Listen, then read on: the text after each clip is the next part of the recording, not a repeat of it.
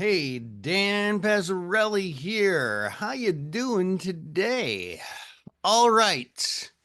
Looks like we got a good crowd here.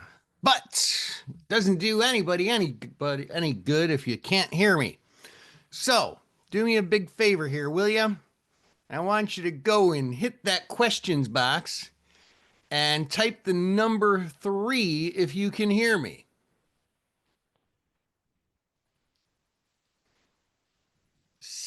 Stephanie.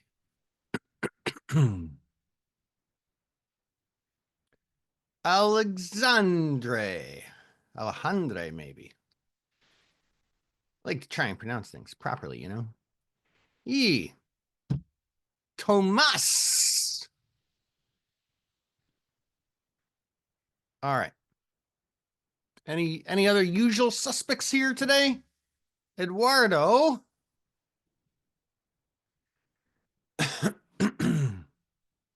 All right. Sounds like we're ready to go, friends. Wenling and Michael. How are you, my friend?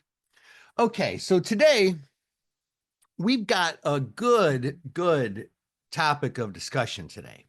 You're going to like this. You're going to like this a lot. We're going to talk about what we can learn from market makers.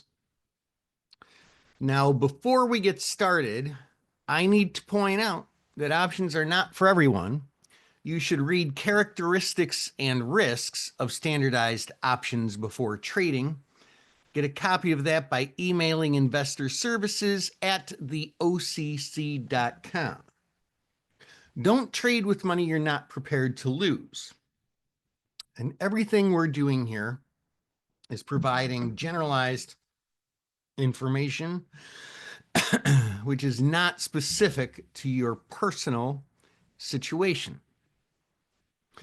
Now, I saw some new names hitting our questions box here today, and I'm excited about that.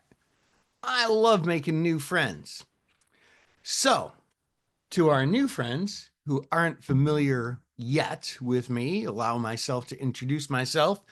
I'm Dan Passarelli, and I am an author of 2 of the top option trading books. The one I'm most known for is Trading Option Greeks, which I have written based on my experiences as a market maker. That's right.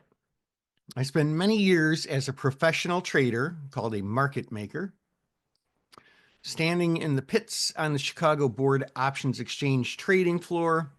I traded professionally, not on the trading floor a little bit. And I trade in a personal retail account just like you these days. David is here present today, September 2nd, live. Also, in the year 2008, what a fine year it was for some people. Not for everybody, though. In fact, I think probably fewer people had a good year than the number that had a bad year. But it was a good year for me because that is the year that I founded and started Market Taker Mentoring, which is the global leader in option trader education. We have students in over 50 countries, and we have put, I don't even know how many, tens of thousands of people through our program. And I am a trading industry collaborator. I have worked with almost all, if not all, of the options exchanges at the time. The new ones keep popping up. The Texas exchange is coming online soon, I think, or if they're not already.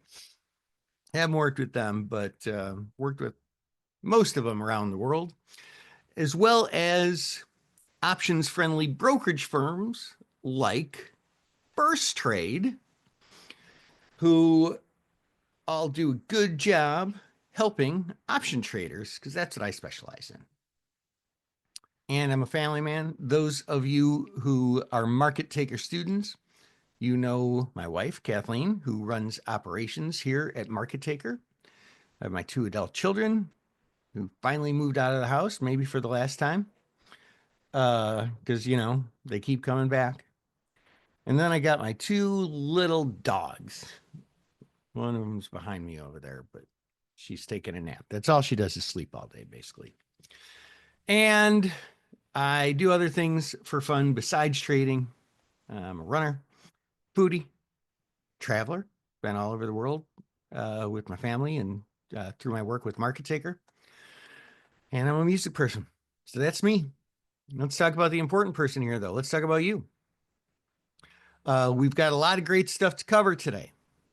In addition to everything we cover here today, I've got even more great stuff for you to look at after we're done here. And not before, because I don't want you to be distracted. But if you could, you could maybe open this up now, markettaker.com. It's right up here. Market as in stock market, taker as in take what's rightfully yours, two T's in a row, markettaker.com. And then once you get there later, you can pull up the web page now if you want. You can pull up the web page. Does anybody know how to make this stupid thing stop popping up on my screen? I want to punch it. Can't figure out how to stop it. I've spent like a couple hours trying to figure out how to stop it. There, look, there it is again. Go away. I'm sure it has something to do with that settings, but I can't figure the darn thing out. Oh, display link manager. Aha.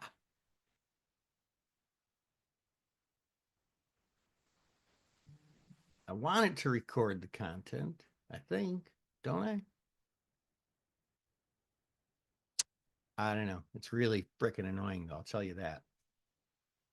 Anyway, just go up here to join free and you get a lot of free stuff, free classes. We'll invite you to our live webinars that are also free to you. And boy, you just get a lot of great stuff there. So go click on join free. All right. Man, I love talking about this stuff. Option strategies from the trading floor. We're going to talk about the market makers versus the market takers and what the heck I'm even talking about when I say those words. We're going to talk about that. And then we're going to talk about really tactical, hands-on stuff that makes your life as a trader better, like being able to successfully middle markets. And then we're going to talk about volatility. Oh my gosh. Yeah, this is going to be great, great stuff, Larry. Oh my goodness. Okay, so market makers versus the market takers. What am I even talking about here? Well, a market maker is a very, very niche trading style. There are a lot of people who trade options. There are like, I don't know, hundreds of millions, maybe? Maybe? Yeah, I don't know. A lot of millions of people who trade options. But as far as market makers go, it's like under 100, probably. It's a very, very small niche. And they're professionals. There's not amateur market makers. They're professional traders. And they provide liquidity. What does that mean? Like you hear the word liquidity all the time when people are talking about trading, but what really does liquidity mean? Well, it's providing bids and asks, bids and offers. And in order to do so, you've got to be well capitalized. You might have an account that's big enough for you to trade anything you want in the size you want. Maybe it's because you worked hard your whole life and you've built up a nest egg and you worked hard on your trading and got good at it. Now you have a nice big account. Well, you're going to need one of those, a really, really big one, not like $1 million, but like tens of millions of dollars in order to be a market maker. Because they trade very, very big, but they seek very, very small profits just on a lot of trades and a lot of trade size. All they do is they're trying to make the difference between the bid and the ask. And really, ultimately, it ends up being a percentage of that. Buy here, sell here, buy here, sell here, buy here, sell here. That's it. That's what they're trying to do. Market takers, that's everybody else. We take the market that the market maker makes. Because what is a market? What does that mean, market? Market means the bid and the ask. It means where someone will buy it, the highest price, and the lowest price where someone will sell it. That's the market. When you see those numbers on your Firstrade screen, that's because somebody put them there, a market maker. And if you take their offer or hit their bid, you're a market taker. That's everybody else. That's the millions, tens of millions of people. Now, with market makers, capitalization varies. We work with one-on-one coaching students at Market Taker. That's one of the things we do. I know I think we've got some one-on-one coaching students here, right? Larry, you're one of our one-on-one coaching students, aren't you? Or are you just active in other classes? I forget. But capitalization varies. We work with some of our one-on-one coaching students who do have $10 million accounts.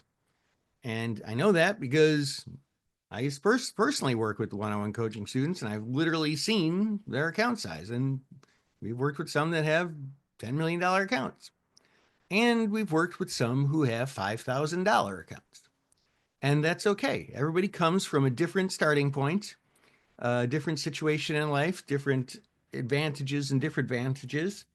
But we all have the same goal: to grow the account value while preserving capital, managing risk, being smart.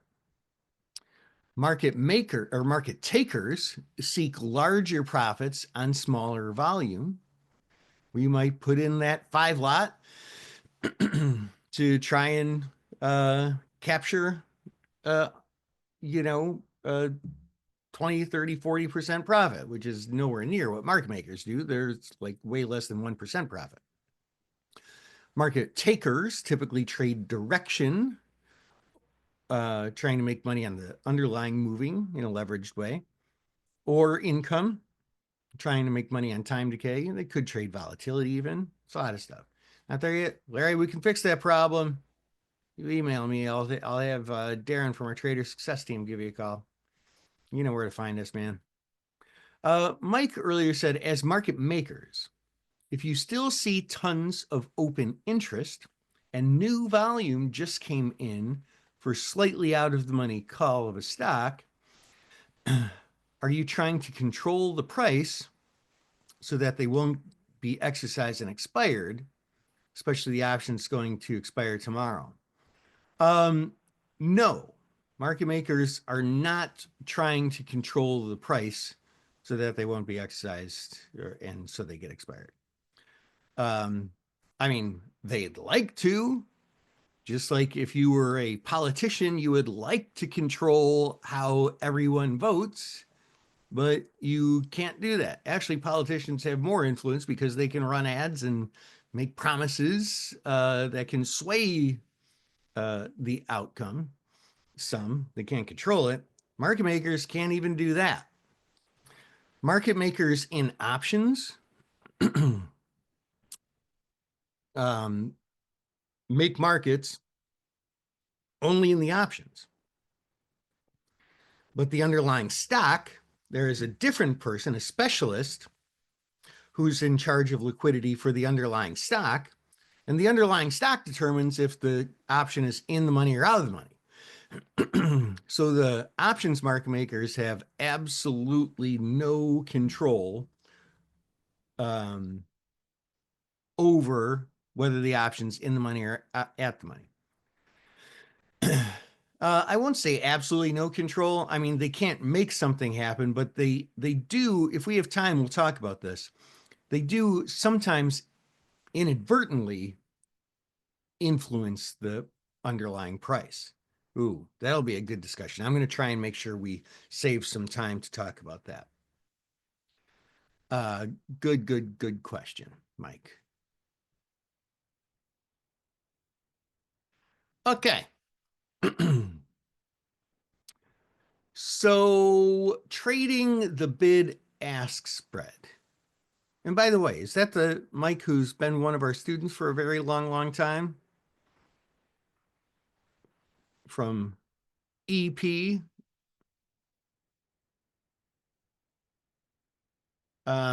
Anyway, trading the bid ask spread. So let's take a look here. Let's say we're looking at these 100 strike calls. So, okay. The bid is 280 and the ask or the offer is 287. What does that mean? Well, that means, I know you know what it means, but I'm going to say it in a different way than maybe you're used to thinking about it. That means that there is some human being somewhere in the world who is literally willing to pay $2.80 for those calls. And there is a human being somewhere in the world who is literally willing to sell those calls at $2.87. Now, it could be the same person. And it probably is. On top of that, there could be multiple people that want to buy it at 280 and multiple people who want to sell it at 287. And most of them are probably the same person too. Can we put that head exploding emoji up here? I got no means to do it, but we need that. Really? Why would somebody want to buy it at 280 and also sell it at 287? Are they bullish or bearish? I can answer both of those questions with one word. No, they're not bullish or bearish. This market, which is 280 bid at 287, that market is made by a market maker. That's why they call these fools market makers, because they make a market. So, okay, wait. Did Passarelli just say, are they bullish or are they bearish? The answer is no. What the heck is Passarelli talking about? Is he crazy? Maybe. But there's method to this method. What they do is the reason why there are so few market makers is because they are experts in a very specific thing. You know what that is? Valuing options. Market makers run a theoretical value,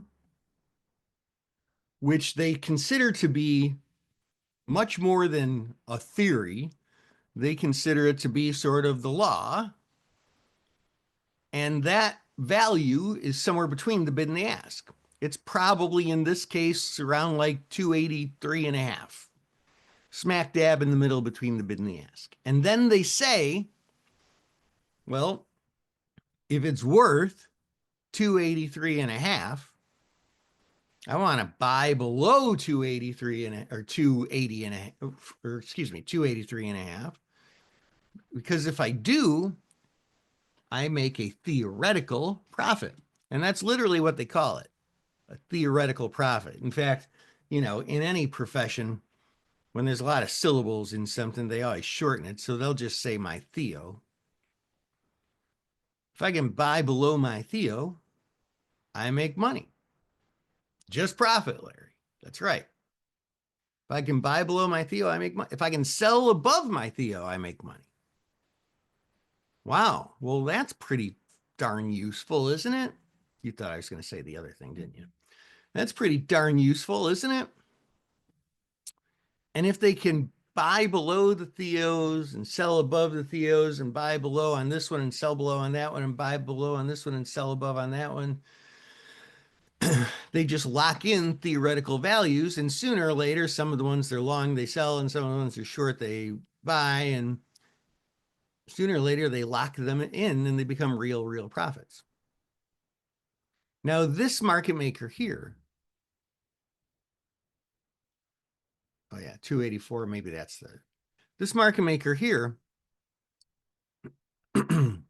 all the market makers who are 280 bid, they're bid for a total of 84 contracts. And all the collective market makers who are offered at 287, they're offering a total of 48 contracts at that price. Now, you might have another question. Is that all market makers bids and asks? Maybe. Usually.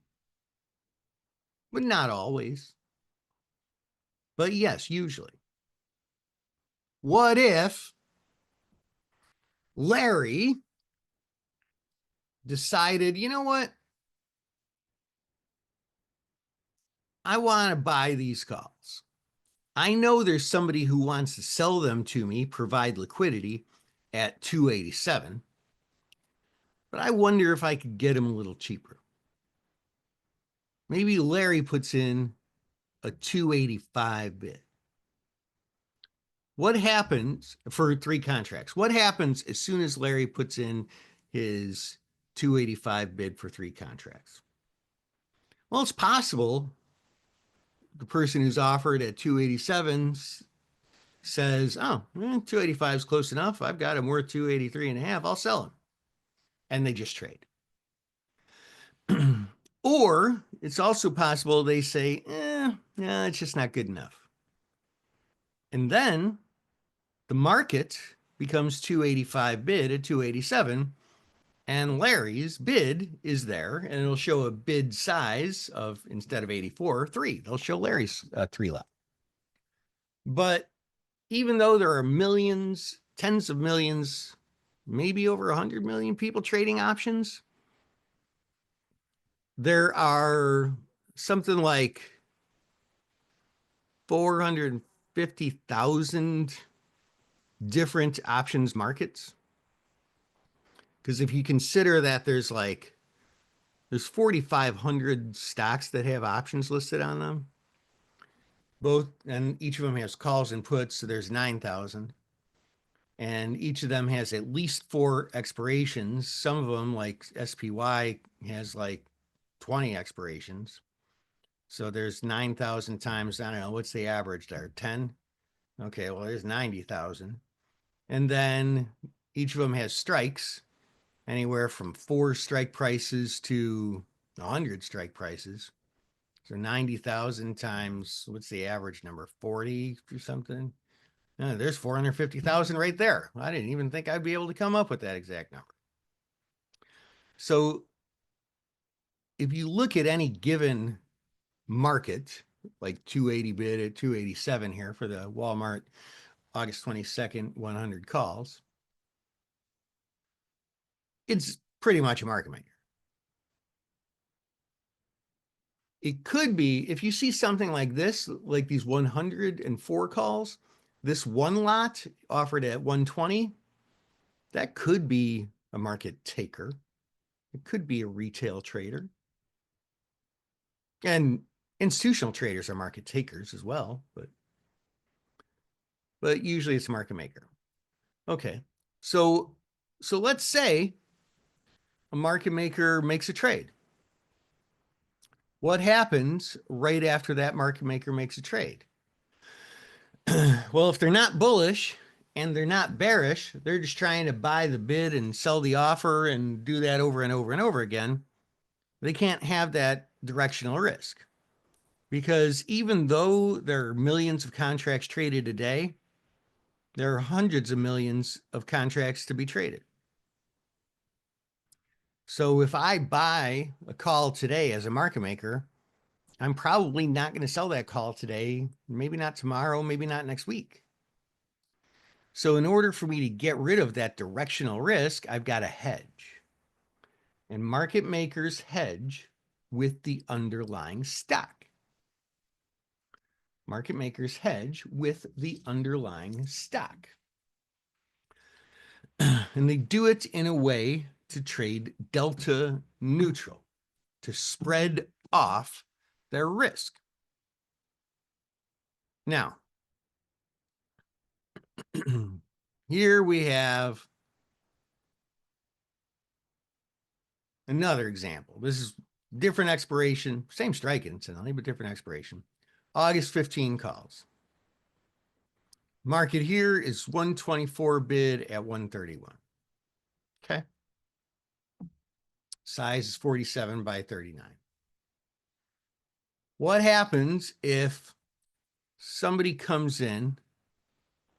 Maybe it is, who could it be? Who could it be? Let's see my list of participants here. Abigail. You didn't know I was going to call on you today, Abigail, did you? But I'm calling on you. That's right. You're not in trouble. You're not in trouble. You're just getting special treatment today, Abigail. So Abigail, who is a shooter, she comes in and says, I'm going to buy 100 at 131. No, not 28 this time. What Larry's 128 bid. Larry's trying to middle the market, which is smart. We'll talk about that in a minute. But Abigail's a shooter, a playa. And so she puts in a 131 bid for 100. And what'll happen sometimes, BTW, is even though there's only 39 shown on the offer, sometimes market makers have a little extra secret size, secret size. And even though there's only 39 offered, Abigail bids for 100 and boom, they fill her. The market maker sells her 100. Now, here's what's important. Delta. What is delta? Who knows what delta is? You know what delta is? Do you know what delta is? Of course you know what delta is. Some of you do. Not everybody. Delta is the directional sensitivity. If one contract has a 52 delta, delta is an airline. Yes, that's true. That's true. If we were talking about TWA, no longer an airline. Is Continental still an airline? I forget. Spirit might not be an airline very much longer. They keep going bankrupt.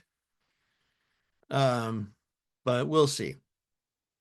Right. So directional sensitivity. If one call has a 52 delta, what that really means, and I want to give you a different definition for delta than maybe you're used to thinking of.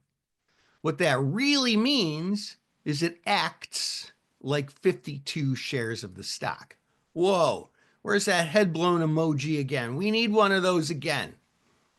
Wait a minute, Dan. I thought that meant that it acts 52% like the underlying stock. We're saying the same things. Yeah, we're saying the same things because each one contract represents 100 shares, right? If I exercise one Walmart call, I get 100 shares.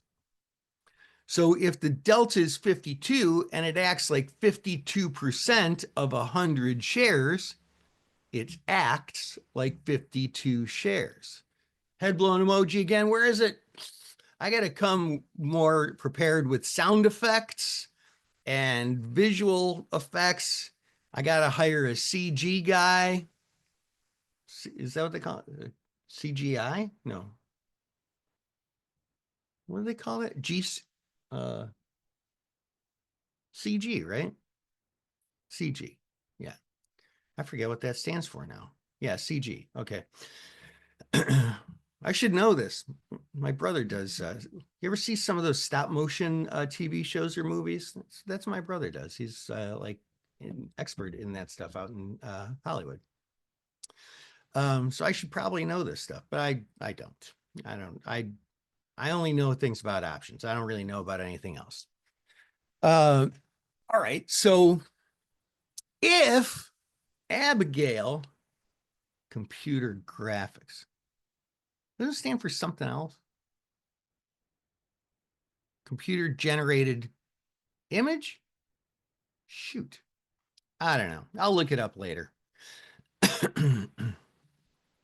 I'll look it up later.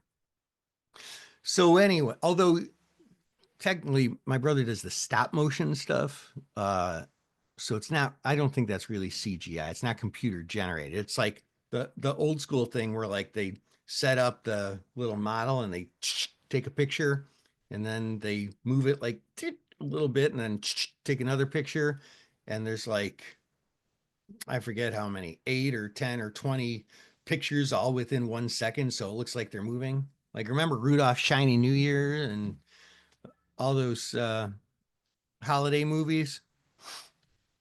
Same idea. He didn't do those. He's too young for that. All right. So anyway, Abigail, Playa, comes in and buys 100 at 131 because, and this, I'll tell you what, if you take nothing else away from today's class, this is one of the things I want you to take away from it. Abigail's buying 100 because she did all the research. She did her technical analysis, maybe did her fundamental analysis, maybe even analyzed volatility. Maybe we'll talk more about that later. And she believes that Walmart will go higher, and she's buying those calls to make money on the delta. But the market maker who sold them to Abigail isn't bearish. That market maker doesn't know if they're going up or down. He or she would have been just as happy to have bought him at 124 than to sell him at 131. They don't care. So that market maker would immediately buy how many shares of Walmart to hedge? Let's see. Let's see. On the last class, I gave away a free prize for the person who was first. I'm just saying, who's going to be first here? The market maker sells 100 Walmart calls that have a 52 delta to Abigail. How many shares of Walmart does the market maker have to buy to hedge? There might be a free prize. Justin! See, I woke Justin up because Justin knows that there's free prizes. You're the one who won the free prize last time, if I'm not mistaken. Yes? Justin is absolutely correct. They need to buy 50 to. By the way, Justin, did you get the package I sent? You should have gotten it by now, I think, right? Good package, right? Good swag. You're welcome, my friend. I know. Yeah, no. I wasn't fishing for thank yous, but pretty good swag, right? All right. You can't win again. Well, maybe you can win again, but just not today. Just not today. All right. We got to spread the love. Spread the love. We're all about love here at Market Taker. So, right, the market maker sells 100 to Abigail and then immediately, right afterwards, buys 5,200 shares. Why 5,200? Because that's 52 times 100, because each one call is 100 shares. So they'd have to buy 52 shares for one call. Multiply that times 100, that's 5,200 shares. Now, there's two parties to this trade. There's a human being somewhere in the world called a market maker who provides the liquidity, says, oh, you can buy from me here, sell it to me here. I don't care which one. I'm going to hedge the direction anyway. Doesn't matter. And then there's a human. In this case, the human in our example was Abigail. And she's another human who did the research, technical, fundamental, maybe volatility, and thinks it's going up because she's bullish. Market maker is direction neutral, direction indifferent because he or she is hedged. Abigail has the directional bias. It is possible for both parties to win. Oh my God. Where's that head? My actual head's going to explode in a minute here. Yeah, it's possible for both parties to win. How is that possible? Well, what if right after Abigail makes trade, it goes up a little bit, but then the next day it goes down a little bit, and the next day it goes up a little bit, the next day it goes down a little bit, but overall it's actually going up. It's just having some volatility. Well, the market maker has no delta, but what does the market maker have? What Greeks does the market maker have exposure to? Who can tell me? What Greeks does the market maker have exposure to? Who can tell me? And I need a snare drum and some drumsticks. I need a lot of things in the studio here. All, says Kalen. Theta, says Michael. Gamma, says Wingley. Justin says all except delta. Well, everybody's right. Everybody's right. They have exposure to theta because and good exposure to theta, the market maker does. Market makers short those calls, and so every day that passes, they make money on those calls decaying. Even if they make or lose on some other Greeks, they make on theta. They have vega. They have rho. People don't talk a lot about rho, but rho's actually in play now because interest rates are higher and they actually change every now and then now. And they have exposure to gamma. They have negative exposure to gamma.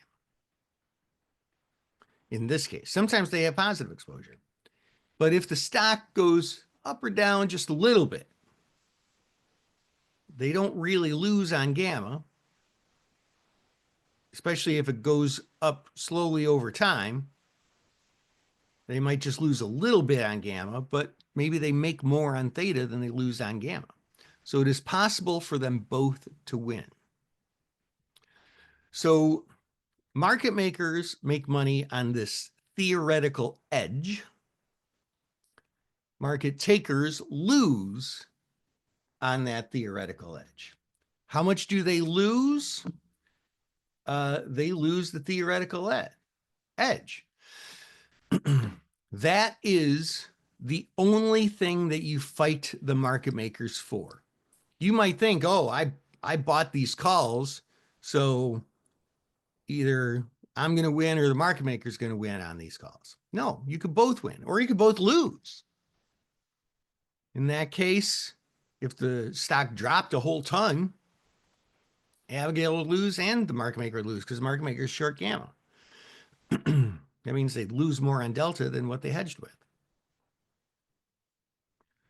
And so that bid ask spread, market makers call it theoretical edge, profit. Market takers call that slippage, a cost. How do we fight that cost? Because that is the only thing we're fighting the market makers for. And it's a real thing. It's important. If you've never thought about the cost of the bid ask spread, you got to think about it. I talk to people all the time. They're like, oh, I'm going to call my broker. I'm going to try and save on commissions.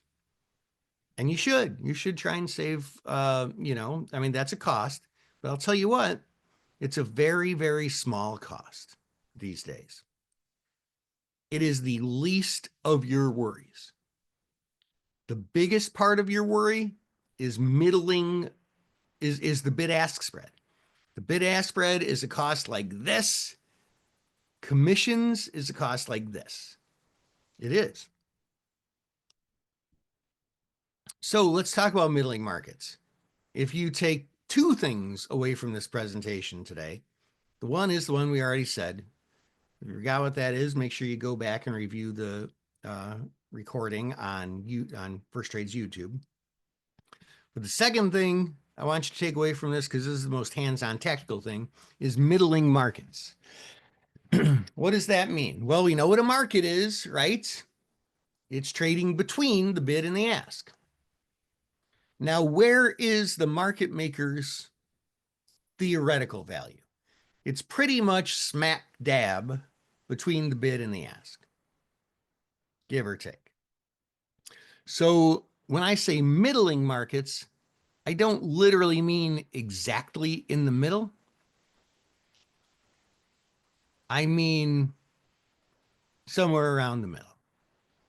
But anybody here run a business? Anybody here either run their own business or you're high enough up in a company that's not like technically your business, you don't own it, but you have a big stake in it and you help run the business? Anybody? Give me a yes. Anybody here have some hand in running a business? Entrepreneur, Kaylin. That's what I like to hear. All right. Okay, so Kaylin, you understand this. When you run your business, do you look at all the costs and see, what it costs you to make this thing or provide this service or whatever? And then do you sell it to your clients for less than it's worth? And, like there's discounts in businesses. Even I do every now and then on some of our classes, I'll do a promotion. Those of you who attend my free webinars, you've seen I do those occasionally. I'm not talking about a discount, but do you ever sell it for under value? Like it cost me $100 to make it and I'll sell it for $50. You ever do that?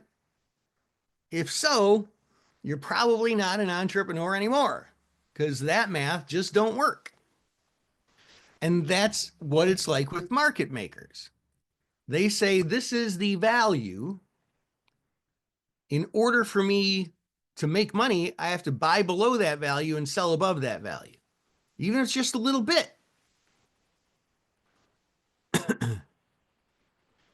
Yeah. Kaylin says sell it for more than it's worth, only sell it for less if it's not popular or being discontinued. And, I think we could probably make a philosophical case here and say, and I don't know what business you're in, and it doesn't matter for these purposes, but like if you've got stuff sitting in a warehouse taking up space that at some point is going to be completely worthless because, it decays over time, or whatever, there's time decay, if you will. You can make a case for saying, sure, I'm selling it maybe for less than cost, but like if I sell it at this price, I'm going to be really happy. I feel like I'm getting a good value because I've got to get rid of it before it's worth even less or to free up space on my shelves, like you can kind of mentally factor some of those things into the value, which market makers do kind of do that too. So market makers can't like if you're okay, so look, if you are trying to buy at 130, or if you're trying to buy these calls, if you're trying to buy these calls, oops, let's back up. What do you think the theoretical value is? It's probably about 127 and a half, right? So let's say Kalen wants to buy these and puts in a 125 bid.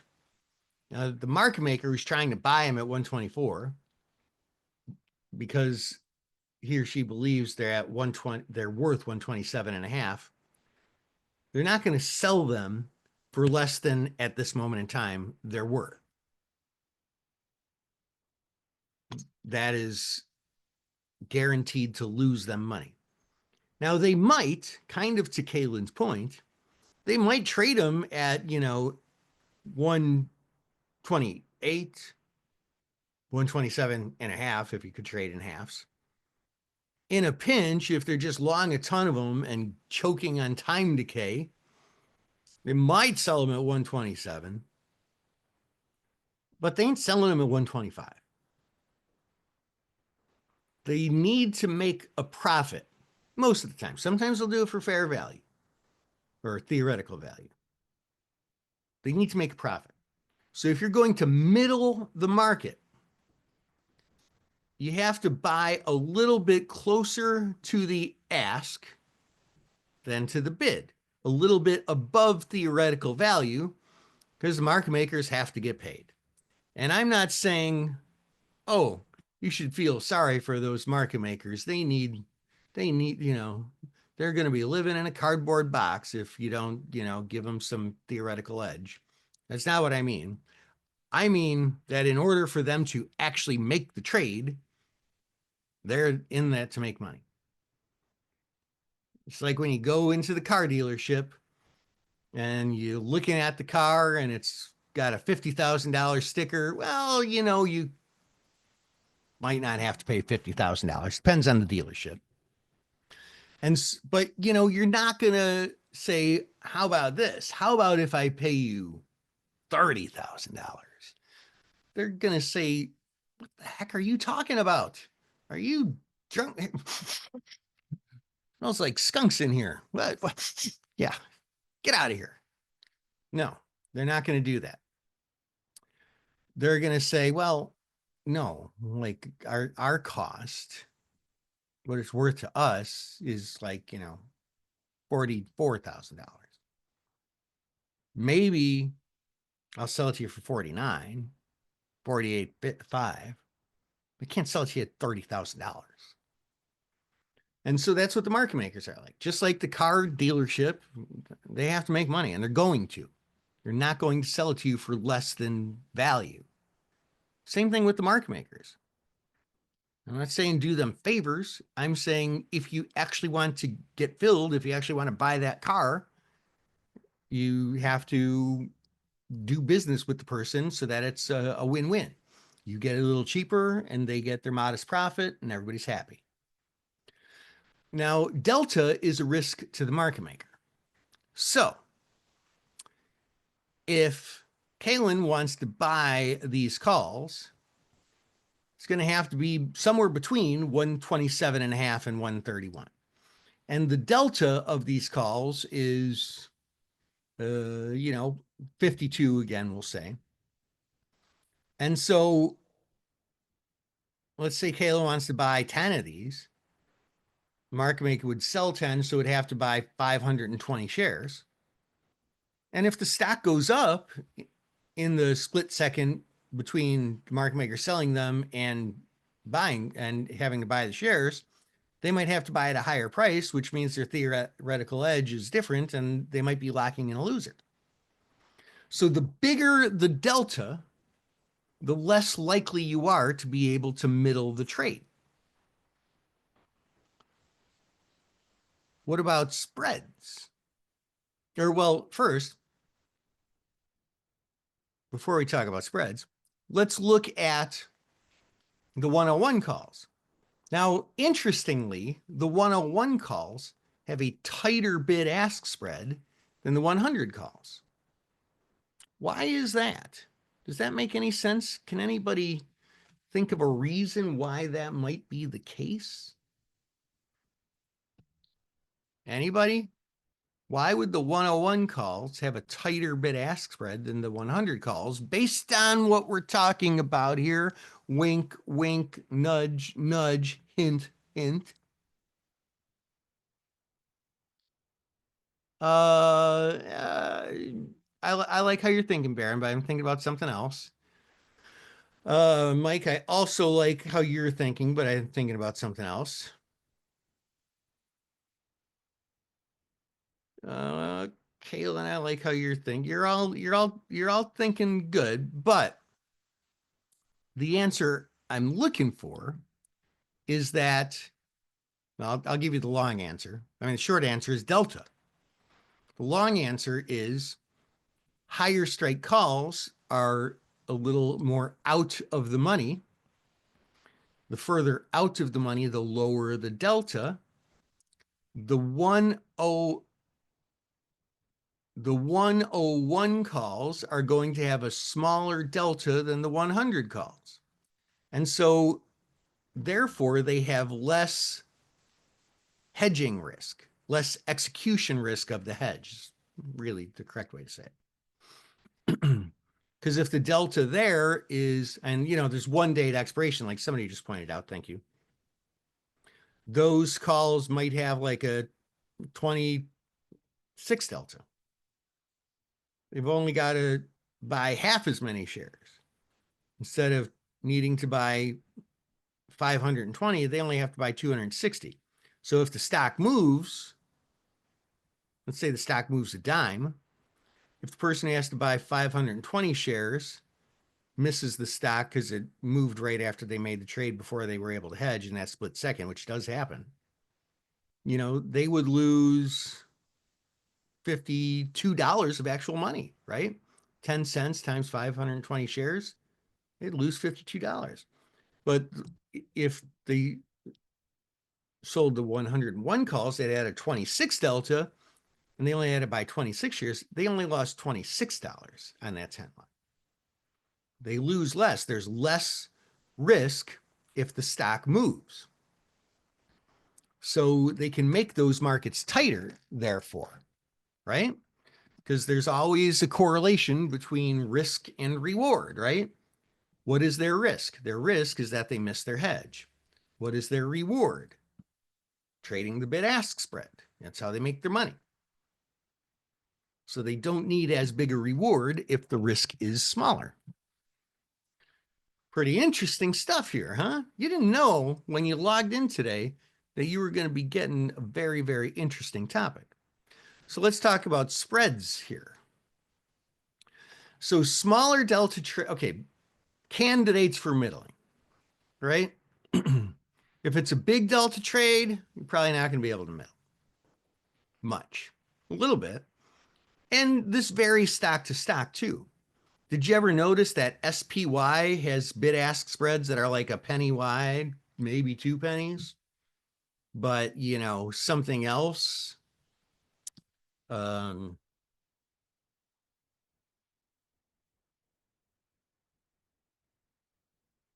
else? Madrigal Pharmaceuticals, their bid-ask spreads might be 50 cents wide, 80 cents wide. Why? What's the difference? Well, there's a lot less trading when it comes to Madrigal Pharmaceuticals than it does for SPY. So small delta trades on very liquid stocks, those are great for middling. But even the ones that have really wide bid-ask spread, I mean, you really can't middle SPY trades. But you can middle wider ones. They have bigger edge because there's more risk, but they might be willing to compromise on it. If they're smaller overall Greeks, that's good too. Because look, if I buy 100 calls or sell 100 calls, I've got all this gamma, all this theta, all this vega. If it's a long term, all this rho.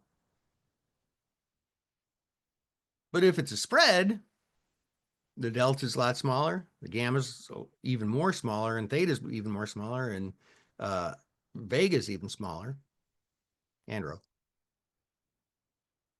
So spreads, they have smaller deltas, wider bid-ask spreads on the spread itself, because you have to buy the offer on this one, sell the bid on that one, and vice versa.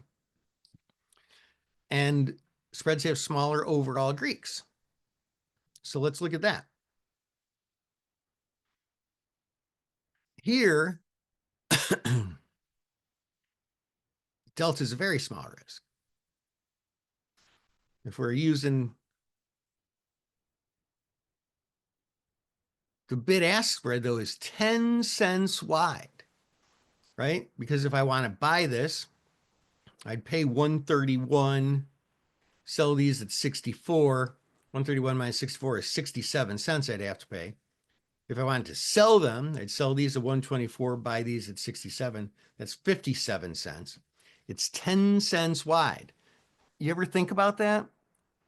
With spreads, the bid ask is the width of this option plus the width of that option. So you can think of it as twice as wide, basically. But it's a fraction of the risk. Why? Because the Greeks are this delta minus this delta, this theta minus this theta, this gamma minus this gamma, this vega minus this vega. And with vertical spreads, which is what this one is, I don't know if you ever looked at vertical spreads. There's one thing that I've spent decades looking at, so I picked up on a lot of nuances. You look at something long enough, you're bound to learn something. With vertical spreads, the deltas can shrink by like 40%, 50%. But the gamma, theta, and vega tend to shrink by like 80 to 95%. And since they're going to hedge the delta anyway, all their other Greeks become super minuscule. Hey, I bought this. I'm a market maker. Hey, I bought this spread. Fine. It's a spread. I'm barely going to lose anything on theta. I'm going to lose something. So I've still got to, try and trade out of this or sell something else to get positive theta. But my theta is small. My vega is very small. My gamma is very, very small. Delta, it's small. Not as small as the other Greeks, but I hedge it off. So I make it zero. I make it even smaller. So spreads are really, really, really great to middle.